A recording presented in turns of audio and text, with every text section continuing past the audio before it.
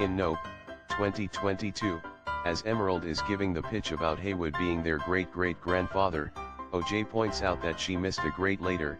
We hear audio of their father giving the same pitch. She missed a great because she was giving their father's pitch for the first time since his death. Realizing we saw the monster at the very beginning blew my mind the second time I watched this. I'm still blown away both by how good this movie was, and by how underrated it is. Just watched Solo and I'm convinced that Star Wars fans are tripping. I like Solo. The train robbery scene was spectacular. Well, that's why you should always form your own opinion. I thought it was alright. Not amazing, personally. But I like seeing it in theaters. Just disappointed we'll never see Chiara and Maul payoff.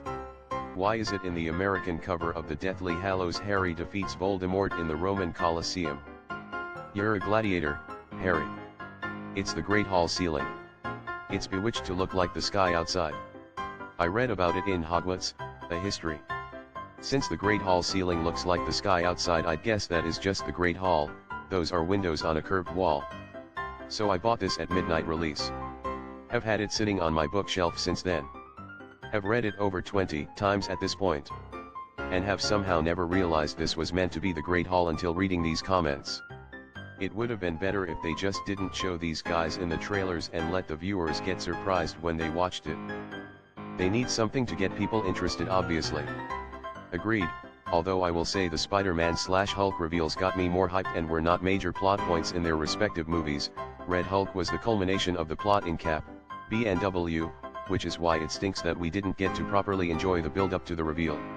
Can we all agree that the acting of this gentleman was absolutely excellent? Farewell ARAGOOOOOG. Your body will DCAYYYY. He's one of those rare actors that no matter what he's in he always gives a great performance. What's the worst Harry Potter theory you've ever heard? The Sorting Hat has taste buds and sorts students by flavor. That the Dursleys were only horrible people because Harry was a Horcrux. Which is immediately debunked by the first chapter of the first book, as Professor McGonagall calls them the worst sort of muggles imaginable before Harry even arrived. My personal kinda dumb headcanon is that Filch's cat is secretly his wife who was obsessed with becoming an animagus, and Filch used to be able to do magic so he helped her and she got stuck as a cat and he broke his magic or something like that. I don't know, but the best one is that Willy Wonka is George Weasley. Oscars hit 18.1 million viewers, down 7% from last year. I don't know if streaming is taken into account, but I know for a ton of people the Hulu stream didn't work for around the first 90 minutes. This is the first Oscars I watched in a while, but I only watched for Conan. They say that Adrian Brody is still giving his Oscar acceptance speech. Most people I know saw few films that were nominated. Was generally an art house year, and that dampens the draw. Why do stormtroopers need armor? Their armor can get smashed by a metal stick. They aren't protected by lasers, metal, rocks, or anything at this point. I can't come up with any reasons why it's necessary. The armor disperses the energy of a blaster bolt so that instead of killing you it just knocks you out. The armor mitigates blaster bolts so that most of the time the wearer survives being shot. It is, however, weak against blunt force, which is why Boba Fett could smash through dozens of them with his Gator Fi stick, for example. Anonymity. It's an intimidation tactic. Apparently the cancelled Twisted Metal game would have been a battle royale where you could get out of your car for some reason. The reason being that video game executives have no creativity and they all want to chase the trend. LMAO, of course, because everyone has to hop on the Fortnite bandwagon. Dumbass. They could have just made a simple deathmatch game featuring cars that can shoot and they would have sold millions of copies on nostalgia alone. How they managed to fuck that up is anyone's guess. John Cena on Twitter: how others respond to us tends to say a whole lot more about them than it does about us. Evaluate it and don't take it personal. Cena being a heel by being self-righteous is perfect. Wish others hadn't done it in the interim between his getting booed and him finally turning, but with Cena it has a lot of layers to play with. AKA, I did nothing wrong, so why are you guys booing me? 13.5 years later and I still can't get over how absolutely ridiculous this entire sequence is.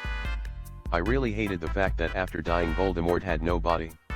I mean, it would be so awesome see the all-powerful dark wizard Voldemort, who wished immortality above anything, as a corpse lying in front of everyone.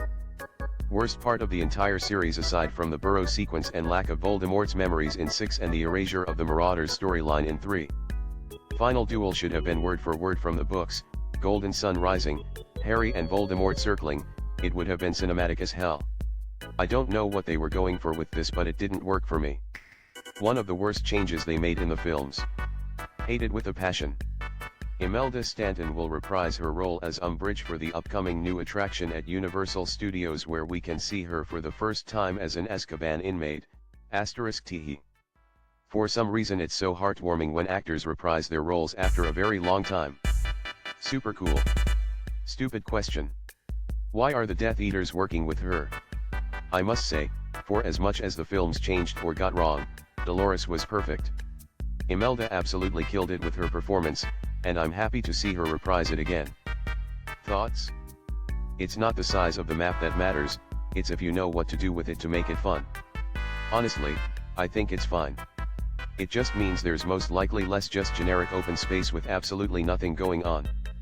4 minutes on a speeder is still pretty decent in size, I think. N'Jatu surpasses $2 billion mark, becomes first animated film to do so.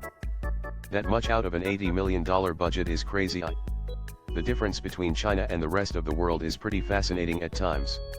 This film literally holds the world record for animation and the 7th highest grossing film overall, and the vast majority of people from most countries on Earth haven't seen it or even heard of it. Wait, there's 2 films of this.